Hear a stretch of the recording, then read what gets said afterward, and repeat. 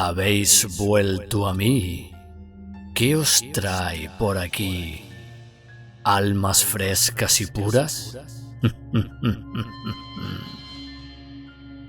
No tenéis nunca suficiente, ¿verdad?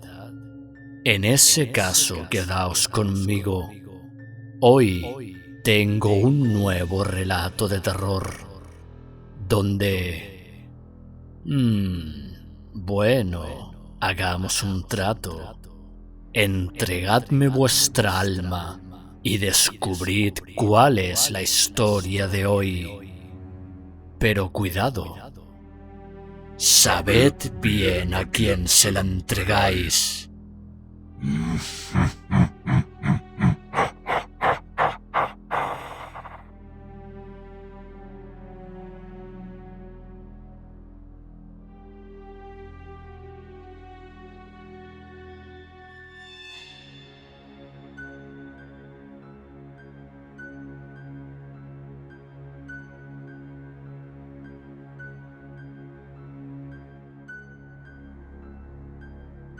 El crepúsculo comenzaba a extender sus ligeras alas de vapor sobre las pintorescas orillas del Segre cuando, después de una fatigosa jornada, llegamos a Belver, término de nuestro viaje.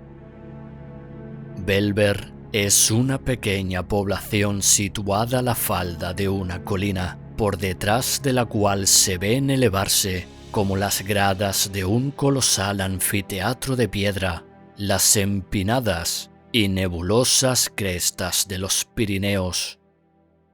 Los blancos caseríos que la rodean, salpicados aquí y allá sobre una ondulante sábana de verdura, parecen a lo lejos un bando de palomas que han abatido su vuelo para apagar su sed en las aguas de la ribera.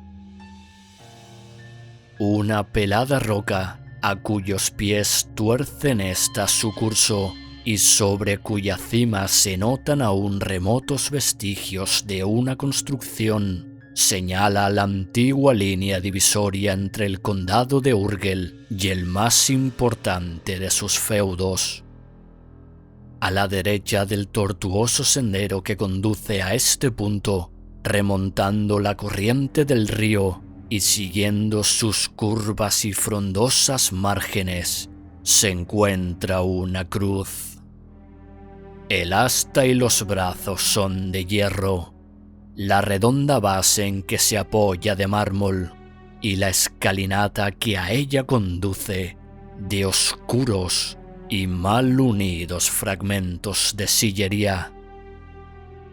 La destructora acción de los años, que ha cubierto de orín el metal, ha roto y carcomido la piedra de este monumento, entre cuyas hendiduras crecen algunas plantas trepadoras que suben enredándose hasta coronarlo, mientras una vieja y corpulenta encina le sirve de dosel. Yo había adelantado algunos minutos a mis compañeros de viaje y, deteniendo mi escuálida cabalgadura, contemplaba en silencio aquella cruz, muda y sencilla expresión de las creencias y la piedad de otros siglos. Un mundo de ideas se agolpó a mi imaginación en aquel instante, ideas ligerísimas sin forma determinada, que unían entre sí como un invisible hilo de luz la profunda soledad de aquellos lugares, el alto silencio de la naciente noche y la vaga melancolía de mi espíritu. Impulsado de un sentimiento religioso, espontáneo e indiferente, eché maquinalmente pie a tierra, me descubrí y comencé a buscar en el fondo de mi memoria una de aquellas oraciones que me enseñaron cuando niño, una de aquellas oraciones que, cuando más tarde escapan involuntarias de nuestros labios, parece que aligeran el pecho oprimido y, semejantes a lágrimas, alivian el dolor que también toma estas formas para evaporarse. Ya había comenzado a murmurarla cuando de improviso sentí que me sacudían con violencia por los hombros.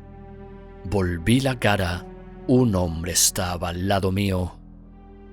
Era uno de nuestros guías, natural del país, el cual, con una indescriptible expresión de terror pintada en el rostro, pugnaba por arrastrarme consigo y cubrir mi cabeza con el fieltro que aún tenía en mis manos. Mi primera mirada, mitad de asombro, mitad de cólera, equivalía a una interrogación enérgica, aunque muda. El pobre hombre, sin cejar en su empeño de alejarme de aquel sitio, contestó a ella con estas palabras que entonces no pude comprender. Por la memoria de su madre, por lo más sagrado que tenga en el mundo, señorito, cúbrase usted la cabeza y aléjese más que deprisa de esta cruz.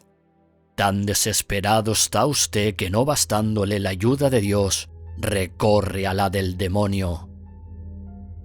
Yo permanecí un rato mirándole en silencio. Francamente creí que estaba loco, pero él prosiguió con igual vehemencia. Usted busca la frontera.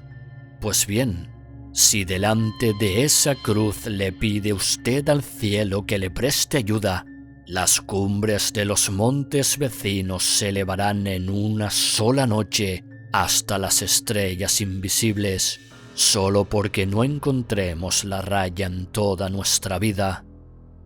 Yo no pude menos que sonreírme. ¿Se burla usted? ¿Cree acaso que esa es una cruz santa, como la del porche de nuestra iglesia? ¿Quién lo duda?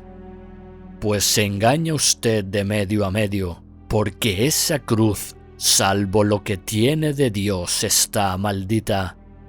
Esa cruz pertenece a un espíritu maligno, y por eso la llaman la cruz del diablo.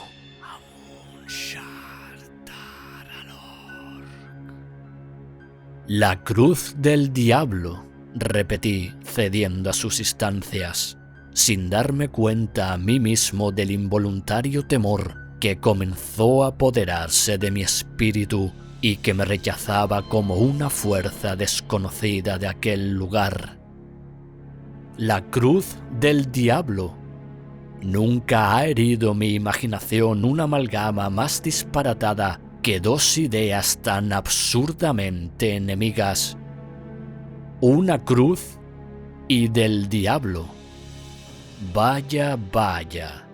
Fuerza será que en llegando a la población me expliques este monstruoso absurdo. Durante este corto diálogo, nuestros camaradas que habían montado sus cabalgaduras se nos reunieron al pie de la cruz. Yo les expliqué en breves palabras lo que acababa de ocurrirme. Monté nuevamente en mi rocín y las campanas de la parroquia llamaban lentamente a la oración cuando nos apeamos en el más escondido y lóbrego de los paradores de Belver. Las llamas rojas y azules se enroscaban chisporroteando a lo largo del grueso tronco de encina que ardía en el ancho hogar. Nuestras sombras, que se proyectaban temblando sobre los ennegrecidos muros, se empequeñecían o tomaban formas gigantescas, según la hoguera despedía resplandores más o menos brillantes. El vaso de saúco, ora vacío, ora lleno, y no de agua como cangilón de noria, había dado 3 veces la vuelta alrededor del círculo que formábamos junto al fuego, y todos esperaban con impaciencia la historia de la cruz del diablo, que a guisa de postres de la frugal cena que acabábamos de consumir se nos había prometido.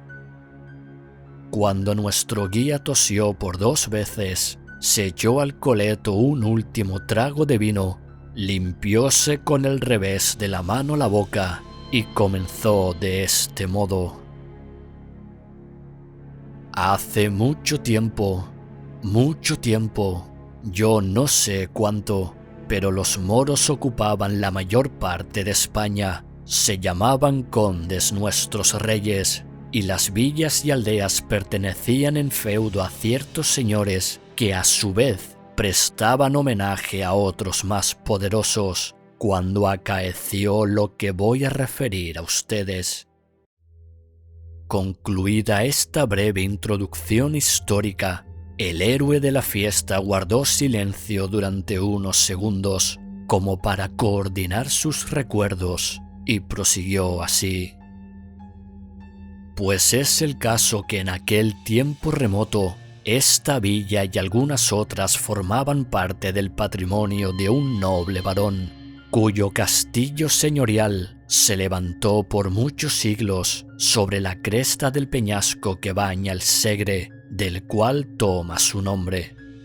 Aún testifican la verdad de mi relación algunas informes ruinas que, cubiertas de jaramago y musgo, se alcanzan a ver sobre su cumbre desde el camino que conduce a este pueblo.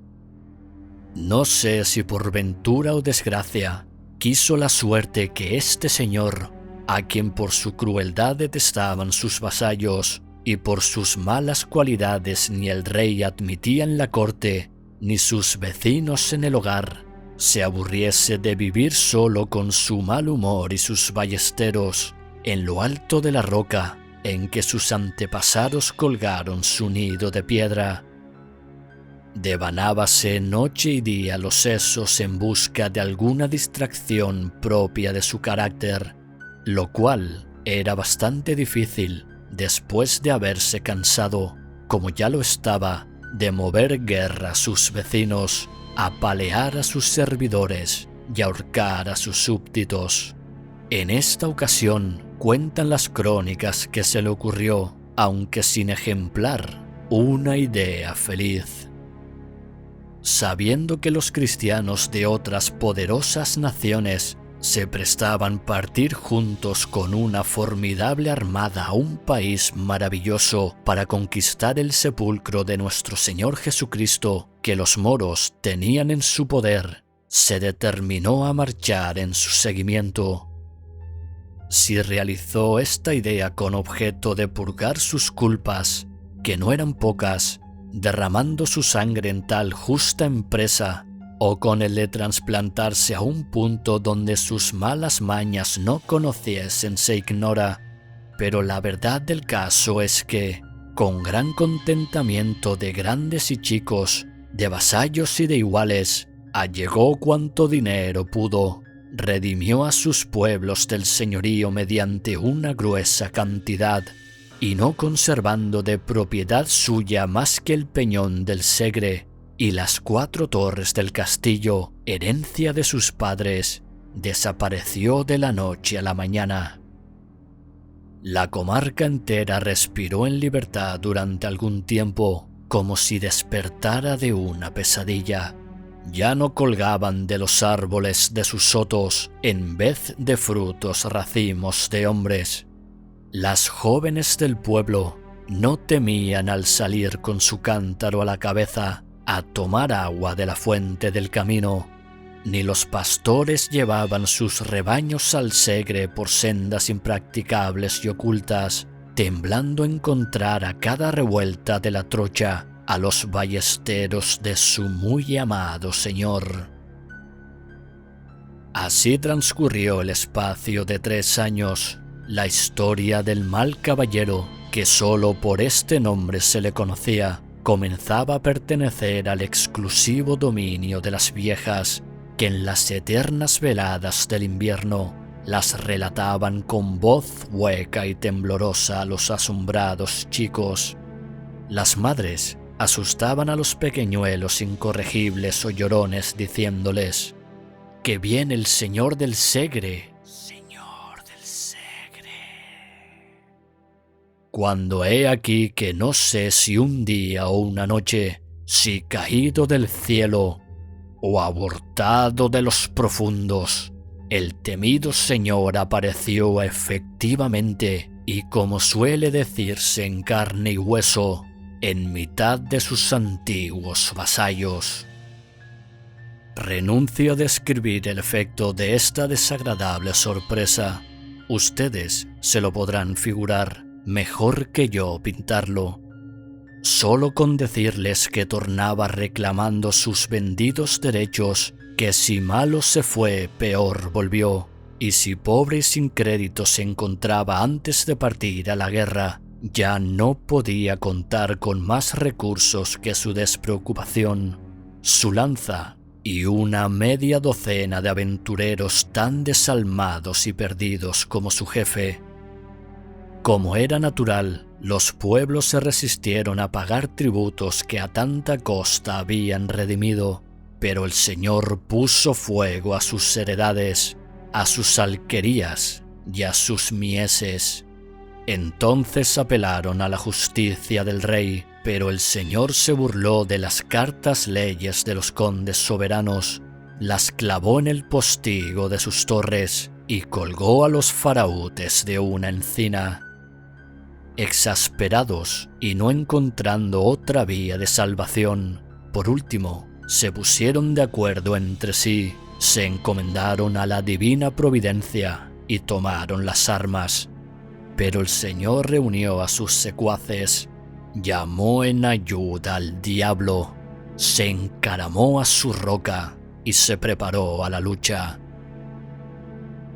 Esta comenzó terrible y sangrienta, se peleaba con todas armas, en todos sitios y a todas horas, con la espada y el fuego, en la montaña y en la llanura, en el día y durante la noche.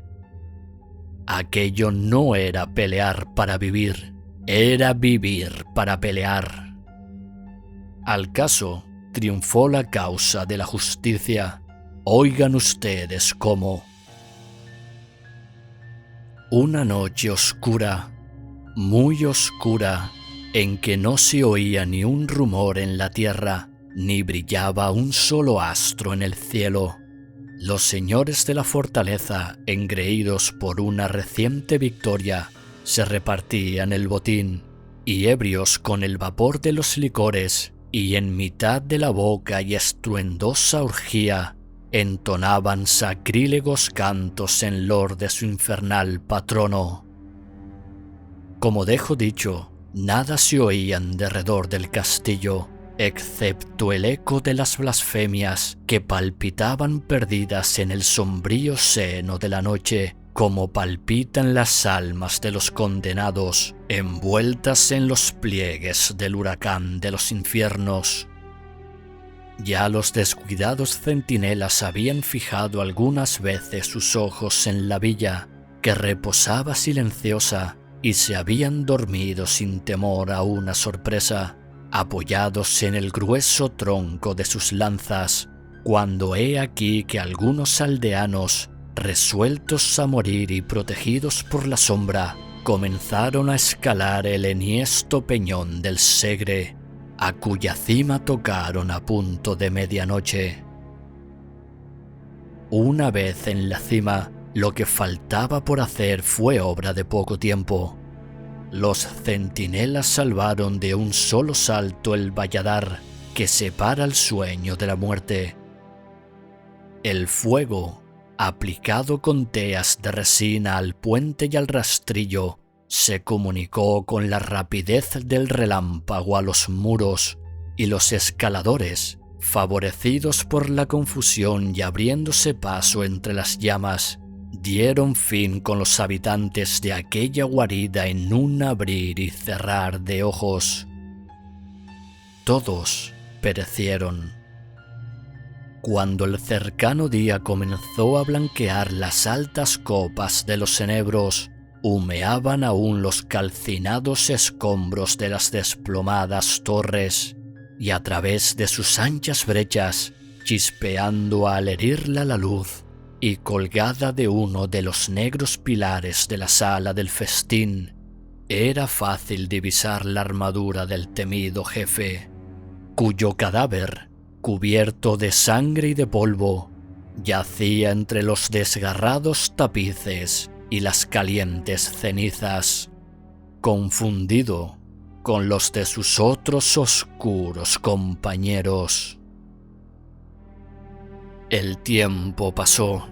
Comenzaron los zarzales a rastrear por los desiertos patios, la hiedra a enredarse en los oscuros machones y las campanillas azules a mecerse colgadas de las ruinosas almenas.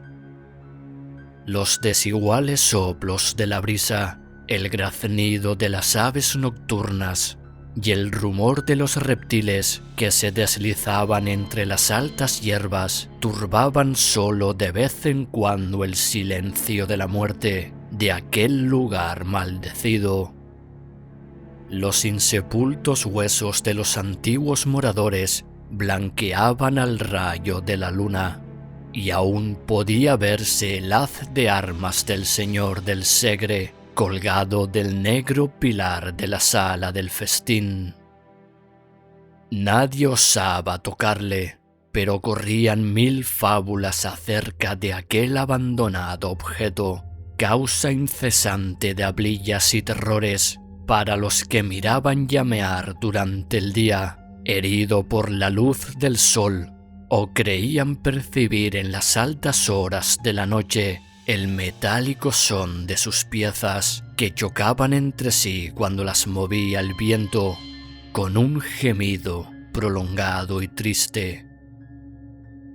A pesar de todos los cuentos que a propósito de la armadura se fraguaron y que en voz baja se repetían unos a otros los habitantes del lugar, no pasaban de cuentos, y el único mal positivo que de ello resultó se redujo entonces a una dosis de miedo más que regular, que cada uno de por sí se esforzaba en disimular lo posible, haciendo, como suele decirse, de tripas corazón.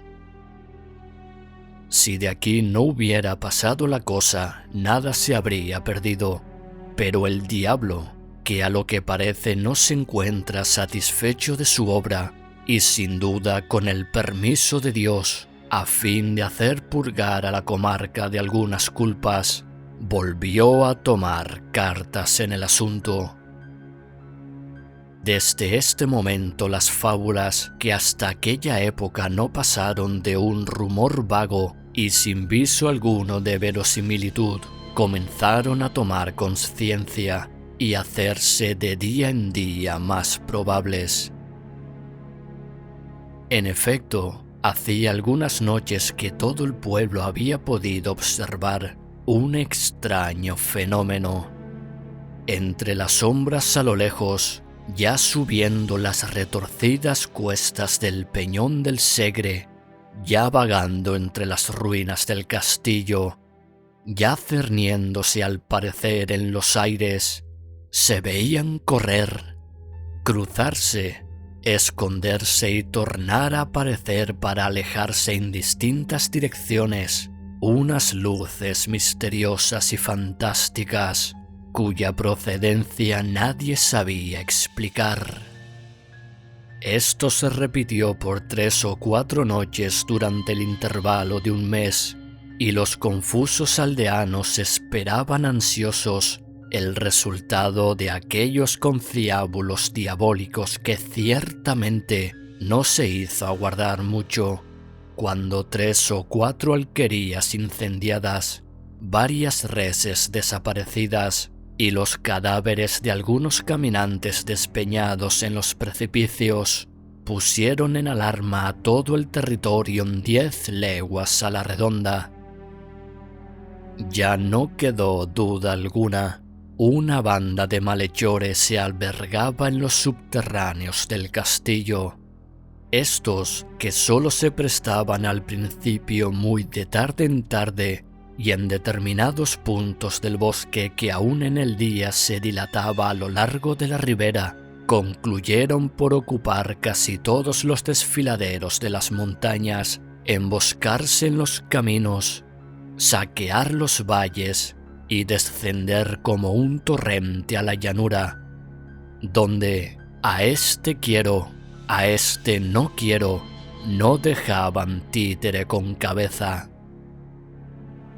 Los asesinatos se multiplicaban, las muchachas desaparecían, los niños eran arrancados de las cunas a pesar de los lamentos de sus madres para servirlos en diabólicos festines en que, según la creencia general, los vasos sagrados sustraídos de las profanadas iglesias servían de copa. El terror llegó a apoderarse de los ánimos en grado tal que al toque de oraciones nadie se aventuraba a salir de su casa, en la que no siempre se creían seguros de los bandidos del Peñón. Mas ¿quiénes eran estos? ¿De dónde habían venido? ¿Cuál era el nombre de su misterioso jefe? He aquí el enigma que todos querían explicar y que nadie podía resolver hasta entonces, aunque se observase desde luego que la armadura del señor feudal había desaparecido del sitio que antes ocupara, y posteriormente varios labradores hubiesen afirmado que el capitán de aquella desalmada gavilla marchaba a su frente, cubierto con la que, de no ser la misma, se le asemejaba en todo. ¿Cuánto queda repetido si se le despoja de esa parte de fantasía con que el miedo abulta y completa sus creaciones favoritas? Nada tiene en sí de sobrenatural y extraño. ¿Qué cosa más corriente en unos bandidos que las ferocidades con que éstos se distinguían? Ni más natural que el apoderarse su jefe de las abandonadas armas del señor del Segre. Sin embargo, algunas revelaciones hechas antes de morir por uno de sus secuaces, prisionero en las últimas refriegas, acabaron de colmar la medida, preocupando el ánimo de los más incrédulos. Poco más o menos, el contenido de su confesión fue esta. Yo, dijo, pertenezco a una noble familia. Los extravíos de mi juventud, mis locas prodigalidades y mis crímenes por último, atrajeron sobre mi cabeza la cólera de mis deudos y la maldición de mi padre que me desheredó al expiar. Hallándome solo y sin recursos de ninguna especie, el diablo, que sin duda debió sugerirme la idea de reunir a algunos jóvenes que se encontraban en una situación idéntica a la mía, los cuales, seducidos con la promesa de un porvenir de disipación, libertad y abundancia, no vacilaron un instante en suscribir a mis designios. Estos se reducían a formar una banda de jóvenes de buen humor, despreocupados y poco temerosos del peligro, que desde allí en adelante vivirían alegremente del producto de su valor y a costa del país, hasta tanto que Dios se sirviera disponer de cada uno de ellos conforme su voluntad, según hoy a mí me sucede. Con este objeto, señalamos esta comarca para teatro de nuestras expediciones futuras y escogimos como punto el más a propósito para nuestras reuniones el abandonado castillo del Segre, lugar seguro no tanto por su posición fuerte y ventajosa, como por hallarse defendido contra el vulgo por las supersticiones y el miedo. Congregados una noche bajo sus ruinosas arcadas, alrededor de una hoguera que iluminaba con su rojizo resplandor las desiertas galerías, trabóse una acalorada discusión sobre cuál de nosotros había de ser elegido jefe. Cada uno alegó sus méritos, yo expuse mis derechos, ya los unos murmuraban entre sí con ojeadas amenazadoras, ya los otros, con voces descompuestas por la embriaguez, habían puesto la mano sobre el pomo de sus puñales para dirimir la cuestión, cuando de repente oímos un extraño crujir de armas, acompañado de pisadas huecas y sonantes, que de cada vez se hacían más distintas. Todos arrojamos a nuestro alrededor una inquietante mirada de desconfianza. Nos pusimos de pie y desnudamos nuestros aceros, determinados a vender caras las vidas. Pero no pudimos por menos de permanecer inmóviles al ver adelantarse con paso firme e igual un hombre de elevada estatura, completamente armado de la cabeza al pie y cubierto el rostro con la visera del casco, el cual, desnudando su montante, que 2 hombres podrían apenas manejar, y poniéndose sobre uno de los carcomidos fragmentos de las rotas arcadas, exclamó con voz hueca y profunda, semejante al rumor de una caída de aguas subterráneas: «Si alguno de vosotros se atreve a ser el primero mientras yo habite en el castillo del Segre, que tome esta espada, signo de poder». Todos guardamos silencio hasta que, transcurrido el primer momento de estupor, le proclamamos a grandes voces nuestro capitán, ofreciéndole una copa de vino, la cual rehusó por señas, acaso por no descubrirse la faz, que en vano procuramos distinguir a través de las rejillas de hierro que le ocultaban a nuestros ojos. No obstante, aquella noche pronunciamos el más formidable de los juramentos, y a la siguiente dieron principio nuestras nocturnas correrías. En ellas, nuestro misterioso jefe marchaba siempre delante de todos. Ni el fuego le ataja, ni los peligros le intimidan, ni las lágrimas le conmueven. Nunca despliega sus labios, pero cuando la sangre humea en nuestras manos, como cuando los templos se derrumban calcinados por las llamas, cuando las mujeres huyen espantadas entre las ruinas, y los niños arrojan gritos de dolor, y los ancianos perecen a nuestros golpes, contesta con una carcajada de feroz alegría los gemidos, las imprecaciones y los lamentos. Jamás se desnuda de sus armas ni abate la visera de su casco después de la victoria, ni participa del festín, ni se entrega al sueño. Las espadas que le hieren se hunden entre las piezas de su armadura y no le causan la muerte, ni se retiran teñidas en sangre. El fuego enrojece su espaldar y su cota, y aún prosigue impávido entre las llamas, buscando nuevas víctimas. Desprecia al oro, aborrece la hermosura, y no le inquieta la ambición. Entre nosotros, unos le creen un extravagante, otros un noble arruinado, que por un resto de pudor se tapa la cara, y no falta quien se encuentra convencido de que es el mismo diablo en persona. El autor de estas revelaciones murió con la sonrisa de la mofa en los labios y sin arrepentirse de sus culpas. Varios de sus iguales le siguieron en diversas épocas al suplicio, pero el temible jefe, a quien continuamente se unían nuevos prosélitos, no cesaba en sus desastrosas empresas.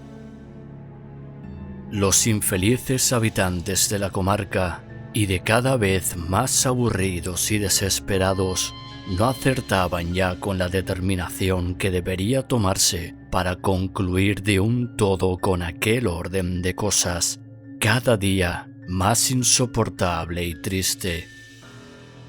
Inmediato a la villa y oculto en el fondo de un espeso bosque, vivía a esta sazón, en una pequeña ermita dedicada a San Bartolomé, un hombre santo, de costumbres piadosas y ejemplares, a quien el pueblo siempre tuvo un olor de santidad, merced a sus saludables consejos y acertadas predicciones. Este venerable ermitaño, a cuya prudencia y proverbial sabiduría encomendaron los vecinos de Bellver la resolución de este difícil problema, después de implorar la misericordia divina por medio de su santo patrono, que como ustedes no ignorarán, conoce al diablo muy de cerca y en más de una ocasión le ha atado bien corto, les aconsejó que se emboscasen durante la noche al pie del pedregoso camino que sube serpenteando por la roca en cuya cima se encuentra el castillo, encargándoles al mismo tiempo que ya allí no hiciesen uso de otras armas para aprender lo que de una maravillosa oración que les hizo aprender de memoria y con la cual aseguraban las crónicas que San Bartolomé había hecho al diablo su prisionero. Púsose en práctica el proyecto y su resultado excedió a cuantas esperanzas se habían concedido, pues aún no iluminaba el sol de aquel otro día la alta torre de Bellver, cuando sus habitantes, reunidos en grupos en la plaza mayor, se contaban unos a otros con aire de misterio cómo aquella noche, fuertemente atado de pies y manos y a lomos de una poderosa mula, había entrado en la población el famoso capitán de los bandidos del Segre. ¿De qué artes se valieron los acometedores de esta empresa para llevarla a término? Ni nadie se lo acertaba a explicar, ni ellos mismos podían decirlo. Pero el hecho era que gracias a la oración del santo o al valor de sus devotos, la cosa había sucedido tal como se refería. Apenas la novedad comenzó a extenderse de boca en boca y de casa en casa, la multitud se lanzó a las calles con ruidosa algazara y corrió a reunirse a las puertas de la prisión. La campana de la parroquia llamó a consejo y los vecinos más respetables se juntaron en capítulo y todos aguardaban ansiosos la hora en que el reo había de compadecer ante sus improvisados jueces. Estos, que se encontraban autorizados por los condes de Urgel para administrarse por sí mismos pronta y severa justicia sobre aquellos malhechores, deliberaron un momento, pasado el cual mandaron comparecer al delincuente a fin de notificarle su sentencia. Como dejo dicho, así en la plaza mayor como en las calles por donde el prisionero debía atravesar para dirigirse al punto en que sus jueces se encontraban, la impaciente multitud hervía como un apiñado enjambre de ovejas.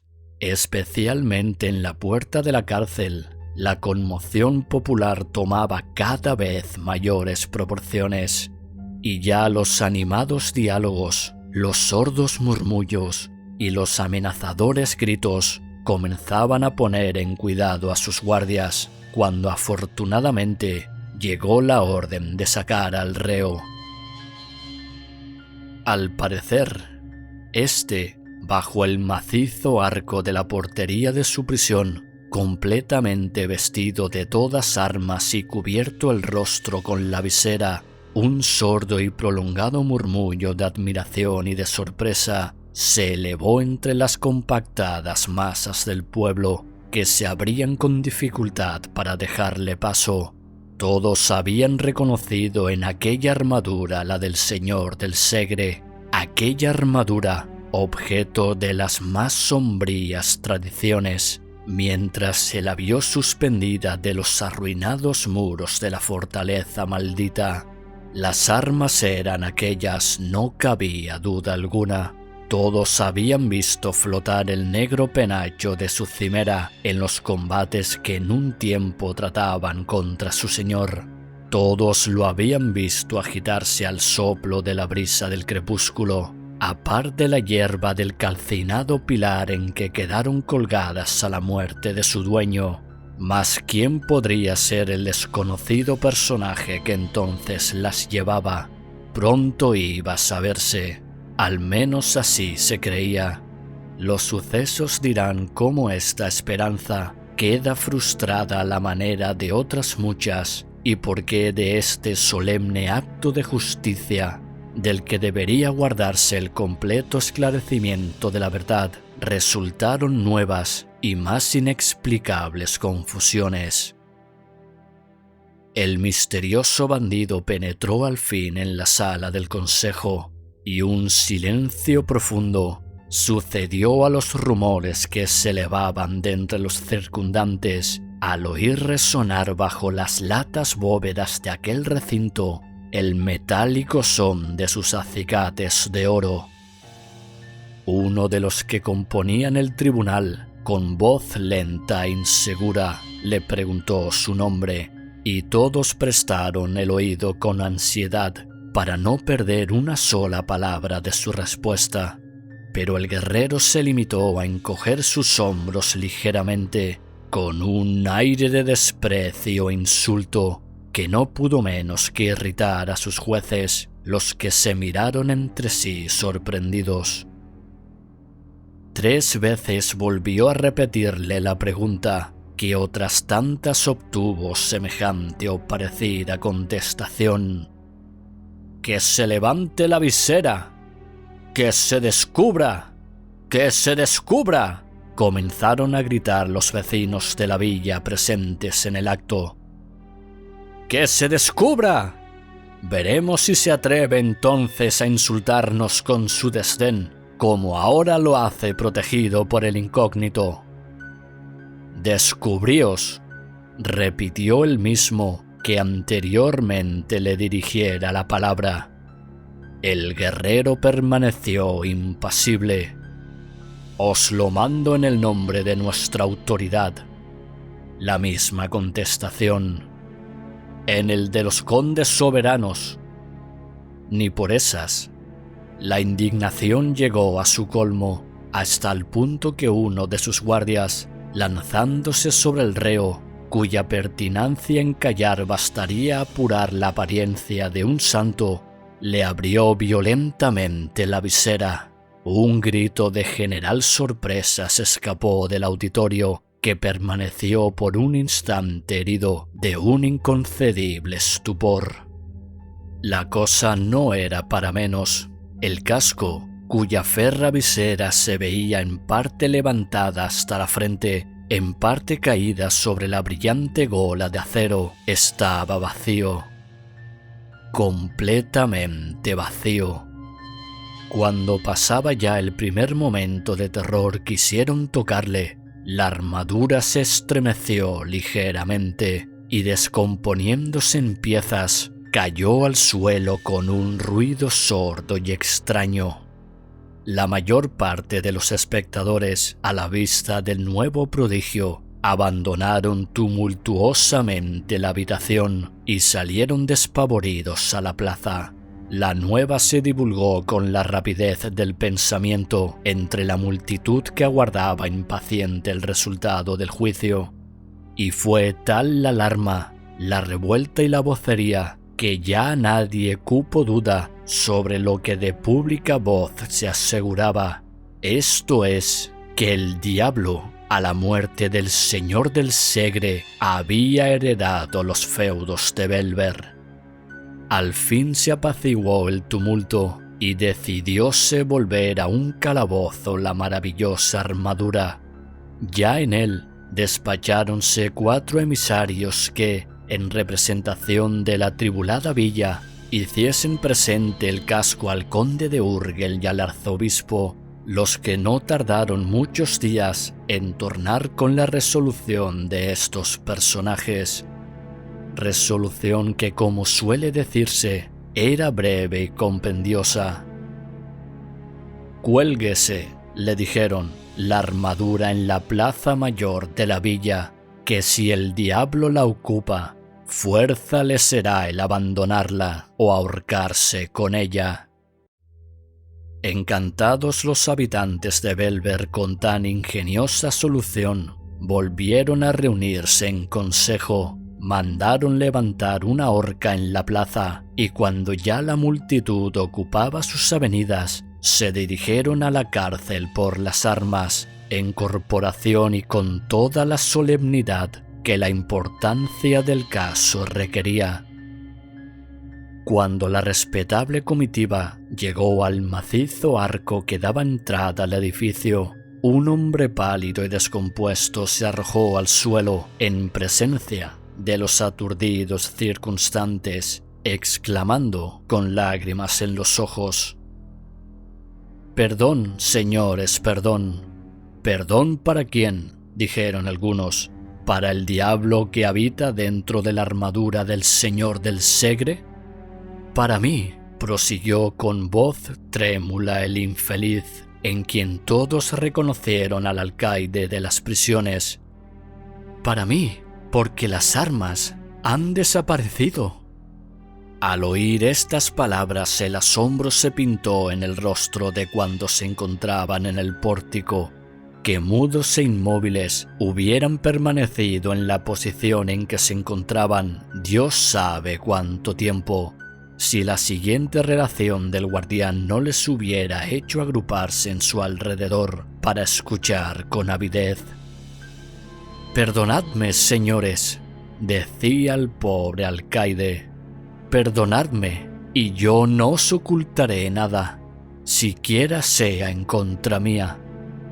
Todos guardaban silencio, y él prosiguió así: «Yo no acerté nunca a dar la razón, pero es el caso que la historia de las armas vacías me pareció siempre una fábula tejida en favor de algún noble personaje a quien tal vez altas razones de conveniencia pública no permitían descubrir ni castigar.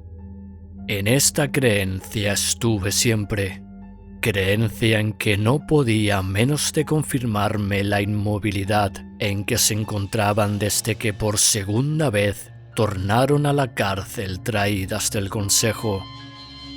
En vano una noche y otra, deseando sorprender su misterio, si misterios en ellas había, me levantaba poco a poco y aplicaba el oído a los intersticios de la ferrada puerta de su calabozo. Ni un rumor se percibía. En vano procuré observarlas a través de un pequeño agujero producido en el muro, arrojadas sobre un poco de paja, y en uno de los más oscuros rincones permanecían un día y otro descompuestas e inmóviles. Una noche, por último, aguijoneado por la curiosidad y deseando convencerme por mí mismo de que aquel objeto de terror nada tenía de misterioso, encendí una linterna, bajé a las prisiones, levanté sus dobles aldabas y no cuidando siquiera de cerrar las puertas tras de mí, penetré en el calabozo. Nunca lo hubiera hecho. Apenas anduve unos pasos, la luz de la linterna se apagó por sí sola y mis dientes comenzaron a chocar y mis cabellos a erizarse. Turbando el profundo silencio que me rodeaba, había oído como un ruido de hierros que se movían y chocaban al unirse entre las sombras. Mi primer movimiento fue arrojarme a las puertas para cerrar el paso, pero al asir sus hojas, sentí sobre mis hombros una mano formidable, cubierta con un guantelete que, después de sacudirme con violencia, me derribó sobre el dintel. Allí permanecí hasta la mañana siguiente, que me encontraron mis servidores falto de sentido y recordando solo que después de mi caída había creído percibir confusamente como unas pisadas sonoras, al compás de las cuales resonaban un rumor de espuelas que poco a poco se fue alejando hasta perderse. Cuando concluyó el alcaide, reinó un silencio profundo, al que se siguió luego un infernal concierto de lamentaciones, gritos y amenazas. Trabajo costó a los más pacíficos el contener al pueblo que con la novedad pedía a grandes voces la muerte del curioso autor de su nueva desgracia. Al cabo logróse apaciguar el tumulto y comenzaron a disponerse a una nueva persecución. Esta obtuvo también un resultado satisfactorio. Al cabo de algunos días, la armadura volvió a encontrarse en poder de sus perseguidores. Conocida la fórmula y mediante la ayuda de San Bartolomé, la cosa no era ya muy difícil, pero aún quedaba algo por hacer, pues en vano, a fin de sujetarla, la colgaron de una horca. En vano emplearon la más exquisita vigilancia, con el objeto de quitarle toda ocasión de escaparse por esos mundos. En cuanto a las desunidas armas veían 2 dedos de luz, se encajaban y piano pianito volvían a tomar el trote y a emprender de sus nuevas excursiones por montes y llanos, que era una bendición del cielo. Aquello era el cuento de nunca acabar. En tan angustiosa situación, los vecinos se repartieron entre sí las piezas de la armadura que acaso por 100ª vez se encontraban en sus manos, y rogaron al piadoso eremita que un día los iluminó con sus consejos, decidiera lo que debía hacerse con ella. El santo varón ordenó al pueblo una penitencia general. Se encerró por 3 días en el fondo de su caverna que le servía de asilo, y al cabo de ellos dispuso que se fundiesen las diabólicas armas y algunas sillares del castillo del Segre, y con ellas se levantase una cruz. La operación se llevó a término, aunque no sin que nuevos y aterradores prodigios llenasen de pavor el ánimo de los consternados habitantes de Belver. En tanto que las piezas arrojadas a las llamas comenzaban a enrojecerse, largos y profundos gemidos parecían escaparse de la ancha hoguera, de entre cuyos troncos saltaban como si estuviesen vivas y sintiesen la acción del fuego. Una tromba de chispas rojas, verdes y azules danzaban en la cúspide de sus encendidas lenguas y se retorcían crujiendo como si una legión de diablos, cabalgando sobre ellas, pugnasen por liberar a su señor de aquel tormento. Extraña, horrible fue la operación en tanto que la candente armadura perdía su forma para tomarla de una cruz. Los martillos caían resonando con un espantoso estruendo sobre el yunque, al que 20 trabajadores vigorosos sujetaban las barras del hirviente metal, que palpitaba y gemía al sentir los golpes.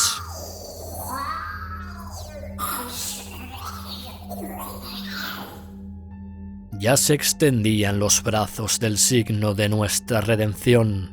Ya comenzaba a formarse la cabecera, cuando la diabólica y encendida masa se retorcía de nuevo como una convulsión espantosa, y rodeándose al cuerpo de los desgraciados que pugnaban por desasirse de sus abrazos de muerte, se enroscaba en anillos como una culebra, y se contraía en zigzag como un relámpago.